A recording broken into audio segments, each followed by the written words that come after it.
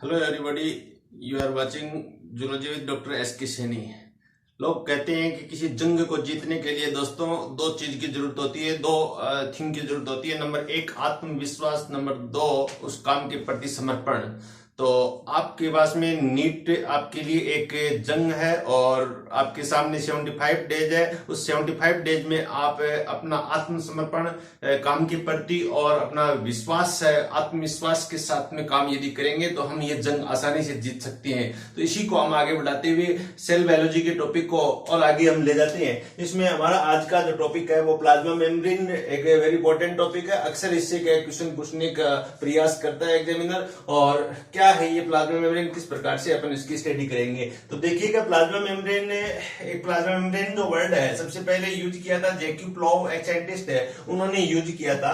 और इसी के लिए एक दूसरा वर्ड काम में लिया गया जिसे अपन सेल मेम्ब्रेन के नाम से जानते हैं। सेल मेम्ब्रेन वर्ड काम में दिया दो वैज्ञानिकों ने। एक वैज्ञानिक को अपन कह रहे हैं नगेली और दूसरा क्रेमर। तो नगेली और क्रेमर ने कंबाइंडली एक वर्ड यूज किया, इसे अपन कहेंगे सेल मेम्ब्रेन। अब प्लाज्मा मेम्ब्रेन और सेल मेम्ब्रेन एक्चुअल में है क्या? तो प्लाज्मा मेम्ब्रेन और cell membrane it is outer covering layer of the cell, most outer covering layer of the cell in the animal cell, but in the plant cell second outer covering layer is.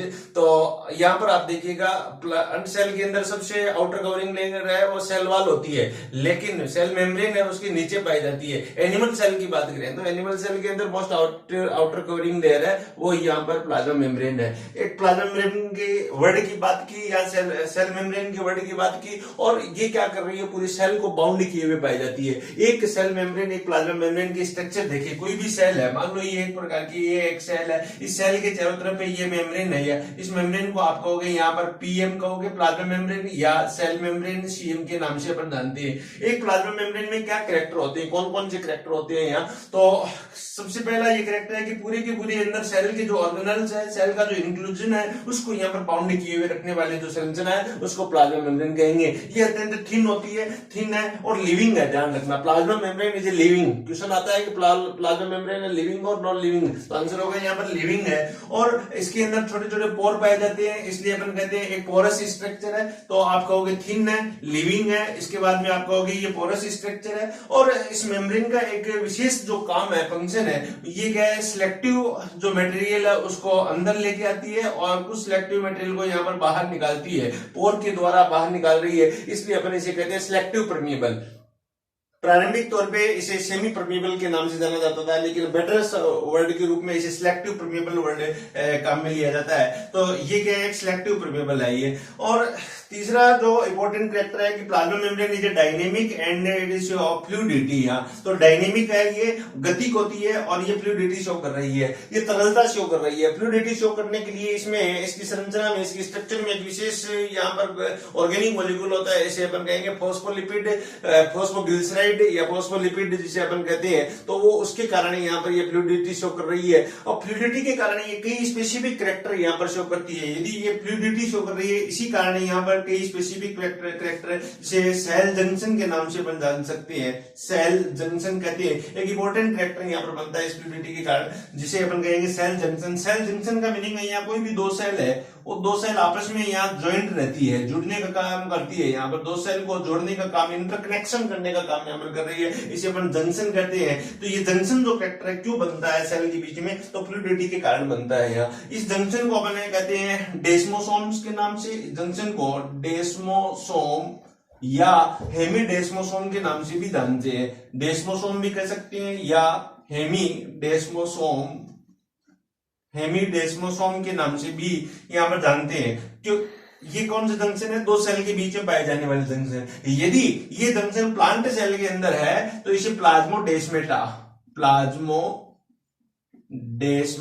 के नाम से जानते हैं। Very important character है कि plant cell है उसके बीच में, उसकी सेल मेम्ब्रेन के बीच में पाए जाने वाले जंक्शन को प्लाज्मोडेस्मेटा कहते हैं, और एनिमल सेल के प्लाज्मा मेम्ब्रेन के बीच में पाए जाने वाले जंक्शन को हेमीडेस्मोसोम या डेस्मोसोम या गैप जंक्शन के नाम से भी इसे जाना जाता है। दो सेल के बीच में पाए जाने वाला जो गैप है इसे गैप संधि या गैप जंक्शन इसे कहेंगे। तो इस प्रकार से आप कह सकते हो कि ये जंक्शन यहाँ पाए जाते हैं। बाकी इसकी डिटेल जंक्शन की स्ट्रक्चर अपन एनिमल टिश्यू करते हैं तो वहां पर करते हैं ये। तो ये स्पेसिफिक कैरेक्टर था जंक्शन का। इसके बाद में सेल डिवीजन है, सेल डिवीजन का कैरेक्टर है वो ये इसी फ्लूइडिटी के कारण यहाँ पर शो किया जाता है। इसी प्रकार सीक्रेशन का कैरेक्टर है, सेल कोई भी पदार्थ सीक्रेट करती है तो सीक्रेशन है वो इसी फ्लूइडिटी के कारण है वो किए जाते हैं। तो कुछ ऐसे ये फंक्शन है जो कि फ्लूइडिटी के कारण यहाँ पर शो किए जाते हैं। तो इस प्रकार से अब आपके यहाँ समझ में आया होगा कि एक प्लाज्मा मेम्ब्रेन और एक सेल मेम्ब्रेन है अपनी बॉडी के लिए क्यों इंपॉर्टेंट है,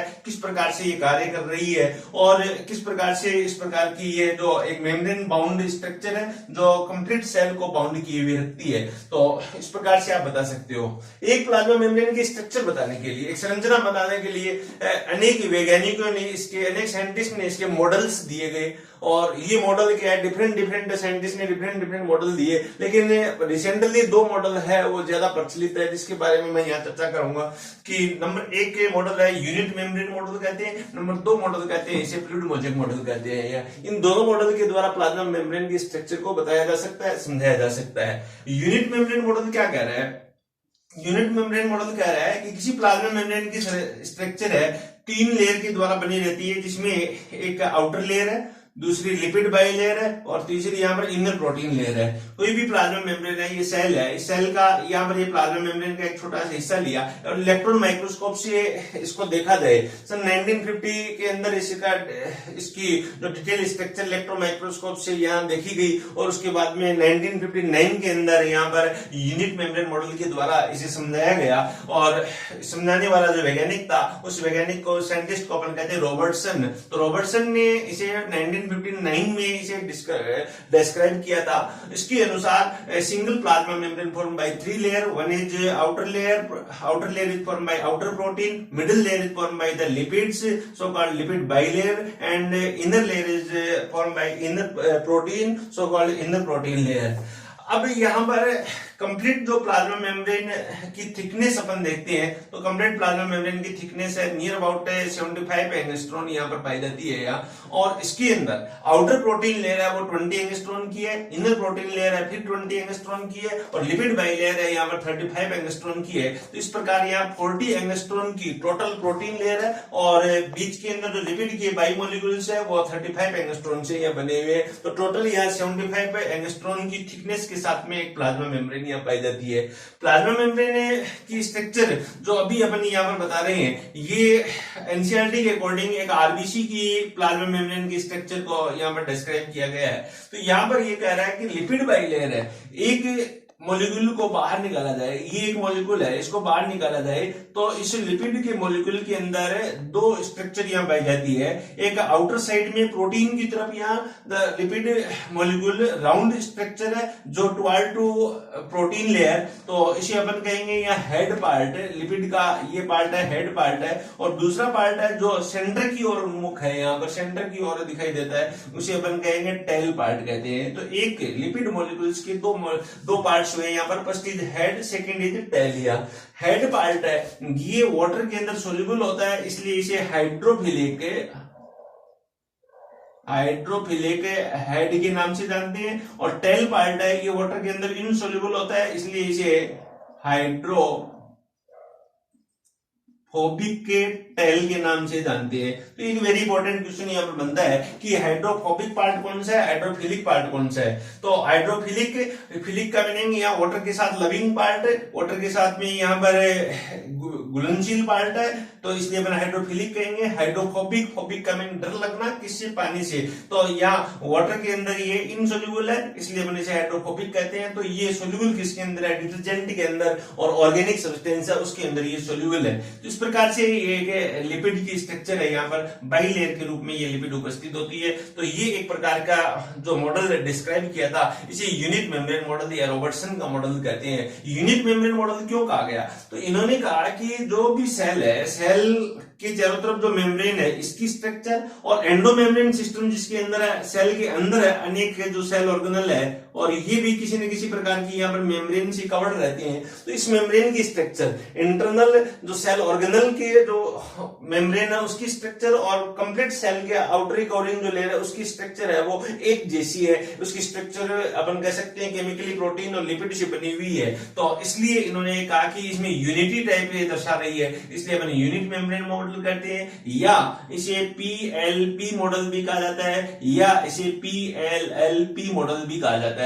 तो रॉबर्टसन निकाय मॉडल है उसे पीएलपी मॉडल और पीएलएलपी मॉडल भी यहाँ पर कह सकते हैं। तो इस प्रकार से सबसे पहले 1959 के अंदर यहाँ रॉबर्टसन ने प्लाज्मा मेम्ब्रेन को डिस्क्राइब करने का प्रयास कराया। इसके बाद में आगे चले अपन, फिर इसमें इस मॉडल में थोड़ी यहाँ कमियां थी, तो कुछ और वैज्ञानिक आए जिन्होंने नया मॉडल दिया जिसे रिसेंटली और modern theory of the plasma membrane के नाम से जानते हैं। इस मॉडल को अपन कहते हैं फ्लूइड मोजेक मॉडल, तरल द्रव्य सिद्धांत के नाम से जानते हैं। तरल द्रव्य सिद्धांत या फ्लूइड मोजेक मॉडल 1972 के अंदर दिया गया था और इसे रिसेंटली मॉडल या modern theory of plasma membrane के नाम से जाना जाता है। इसको डिस्क्राइब करने वाले वैज्ञानिक थे, दो वैज्ञानिक, एक सिंगर था, दूसरा निकोलसन था। तो first time the Singer and Nicolson describe of the fluid mosaic model in 1972. He also said the plasma membrane formed by three type of structure, three type of chemical. First is protein structure, first is protein, second is lipid, and third is carbohydrate. Third is carbohydrate. According to Singer and Nicholson, there are three type of chemicals found in the plasma membrane. First is protein. The proteins are two types. First is peripheral protein या outer protein. Second is inner protein. Inner protein, outer protein also known as extrinsic protein. Extrinsic protein and inner protein also known as intrinsic protein. Intrinsic protein. तो यहाँ पर to type की ये protein होती है। Outer protein है जो यहाँ इस मॉडल में बाहर की साइड में दिखाई गई प्रोटीन है, इस प्रोटीन को आप कहोगे यहाँ पर आउटर प्रोटीन, यहाँ पर दिखाया गया, या एक्सट्रिंसिक प्रोटीन या पेरिफेरल प्रोटीन के नाम से भी जानते हैं अपन इसे। और इनर प्रोटीन के रूप में यहाँ दो फॉर्म में होती है, एक यहाँ पर इररेगुलर जो एम्बेडेड रहती है लिपिड मॉलिक्यूल्स के अंदर, और एक कंप्लीटली वन एंड से दूसरे एंड तक यहाँ पर प्रोटीन होती है। तो इसे अपन चैनल प्रोटीन के नाम से भी जानते हैं। इनर प्रोटीन के कुछ मॉलिक्यूल्स है वो एक प्लाज्मा मेम्ब्रेन के एक सिरे से लेकर दूसरे सिरे तक यहाँ पर एम्बेडेड रहते हैं, इसे चैनल प्रोटीन या पोरस प्रोटीन कहते हैं। और कुछ प्रोटीन के अणु इसके अंदर एम्बेडेड रहते हैं यहाँ पर, तो इसे अपन क्या इंटीग्रल प्रोटीन के नाम से जानते हैं। तो ये इनर प्रोटीन दो फॉर्म के अंदर यहाँ पर होती है। तो इस प्रकार से ये प्रोटीन की मॉलिक्यूल पाई जाती है। आउटर प्रोटीन है, ध्यान रखिए, ये इसे आसानी से आइसोलेट कर सकते हैं, आसानी से इसे पृथक कर सकते हैं, जबकि इंटीग्रल प्रोटीन है इसे आसानी से पृथक नहीं कर सकते हैं यहाँ पर, क्योंकि ये प्रोटीन लिपिड अणुओं के बीच में धसी रहती है। इसी प्रकार लिपिड के अणु देखें हमें, लिपिड के अणु यहाँ पर डायनेमिक है, फोस्फोलिपिड से, फोस्फोलिपिड के द्वारा यहाँ पर बने हुए हैं और डायनेमिक रूप से ये पाए जाते हैं, डायनेमिक रूप से ये पाए जाते हैं। तो ये लिपिड के अणु इस प्रकार से यहाँ पर एक सेमी परमिएबल स्ट्रक्चर के रूप में यहाँ पर ये लिपिड के अणु इस प्रकार से यहाँ उपस्थित होते हैं, जिसका एक एंड है वो राउंड होता है, इसे अपन कहेंगे हेड, और दूसरा एंड है ये टेल जिसे कहते हैं जो रोड शेप्ड है, और वो सेंटर की ओर यहाँ पर उन्मुख रहता है या सेंटर की ओर यहाँ पर टुवर्ड रहता है, तो इसे अपन कहेंगे टेल पार्ट कहेंगे। हेड पार्ट आपको बताया था हाइड्रोफिलिक है और टेल पार्ट है या हाइड्रोफोबिक है यहाँ। तो फोस्फोलिपिड यहाँ फोस्फोग्लिसराइड के रूप में यहाँ पर पाई जाती है। इसके अलावा यहाँ पर कोलेस्ट्रॉल भी यहाँ पर होता है, कोलेस्ट्रॉल के अणु भी यहाँ पर होते हैं, जो एनसीईआरटी यहाँ पर नहीं शो कर रही, लेकिन एक इंपॉर्टेंट केमिकल है, आपको ध्यान रखना है। कोलेस्ट्रॉल ही इसके अंदर होता है। फ्लूइडिटी का मेन जो कारण होता है वो कोलेस्ट्रॉल ही होता है, लेकिन कोलेस्ट्रॉल नहीं हो तो आपका आंसर क्या होगा, फोस्फोग्लिसराइड या फोस्फोलिपिड होगा ये। तो इस प्रकार से ये होते हैं। तो लिपिड के मॉलिक्यूल ध्यान रखना है, इसमें ये जो फ्लूइडिटी शो करते हैं, इस पर टेम्परेचर का विशेष यहाँ पर इफेक्ट आता है। टेम्परेचर मान लो सर्दी का समय टेम्परेचर कम है तो ये लिपिड के मॉलिक्यूल दोनों पास पास रहते हैं, लेकिन गर्मी के समय लिपिड के मॉलिक्यूल थोड़े यहाँ पर दूर दूर हो जाते हैं। तो इस प्रकार ये क्या है, मूवमेंट करते रहते हैं लिपिड के अणु। इस कैरेक्टरिस्टिक के कारण, इस सेमी परमेबिलिटी के कारण, यहाँ पर इस फ्लूइडिटी के कारण यहाँ पर ऐसे लग रहा है जैसे कोई समुद्र है, कोई सी है, सी के अंदर यहाँ वाटर है, उस वाटर के अंदर यहाँ ऊपर आइस ऊपर जम है, या आइस के फ्रेगमेंट इसके अंदर धंसे रहते हैं, एम्बेडेड रहते हैं। तो इस प्रकार से आइसबर्ग ऑफ सी अपन देख सकते हैं। तो या अपन कह सकते हैं कि लिपिड के एक समुद्र के अंदर और प्रोटीन के अणु इस प्रकार से तैर रहे हैं जैसे कोई आइस के फ्रेगमेंट तैर रहे हैं। तो इस प्रकार का एक मॉडल यहाँ पर तैयार होता है। इसी प्रकार आप देखिए और आगे स्ट्रक्चर देखें तो लिपिड और या प्रोटीन की आउटर प्रोटीन या प्रोटीन के साथ में कुछ और ऑर्गेनिक सब्सटेंस है वो जुड़े रहते हैं, जिसे अपन कह सकते हैं कार्बोहाइड्रेट, और वो कार्बोहाइड्रेट को अपन ग्लाइकोप्रोटीन और ग्लाइकोलिपिड के नाम से जानते हैं। ग्लाइकोप्रोटीन तो प्रोटीन के साथ में कार्बोहाइड्रेट की शुगर की चेन जुड़ती है, इसे ग्लाइकोप्रोटीन, और जो लिपिड के साथ में शुगर की चेन जुड़ती है इसे ग्लाइकोलिपिड के रूप में जानते हैं। ग्लाइकोलिपिड और ग्लाइकोप्रोटीन का क्या रोल है यहाँ, तो ग्लाइकोलिपिड और ग्लाइकोप्रोटीन का बहुत यहाँ पर रोल है। ये रिकॉग्नाइजेशन और self and non self recognization का फंक्शन यहाँ पर कर रही है। एक इंपॉर्टेंट फंक्शन है यहाँ पर इसका रिकॉग्नाइजेशन, क्या सेल्फ और नॉन सेल्फ के रिकॉग्नाइजेशन में ये हेल्पफुल है।